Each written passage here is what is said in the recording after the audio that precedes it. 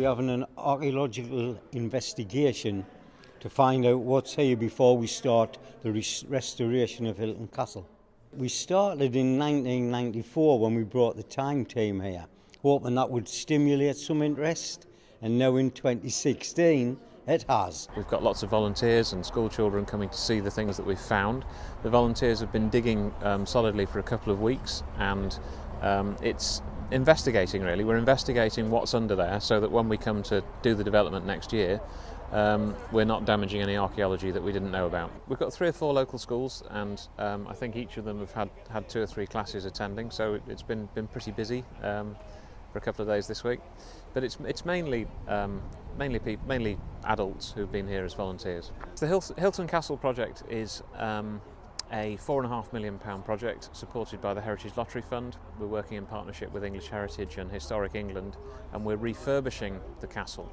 We're putting in 3 new floors, and it'll be a community-led heritage centre and a place to come and enjoy events and see exhibitions. We know that the castle itself was gutted on a couple of occasions when it was redeveloped. Once in the 18th century and again in the 19th century. So we knew a lot of it had been stripped out of the interior. But what we have found are the remains of medieval floor surfaces, and also there's been some drains cut through those surfaces. And one of the most exciting things for me is that we've actually, in the entrance to the gate, found the medieval floor surfaces, the flagstone surface. So that's quite exciting, because the last person to walk across that could have been William Hylton himself.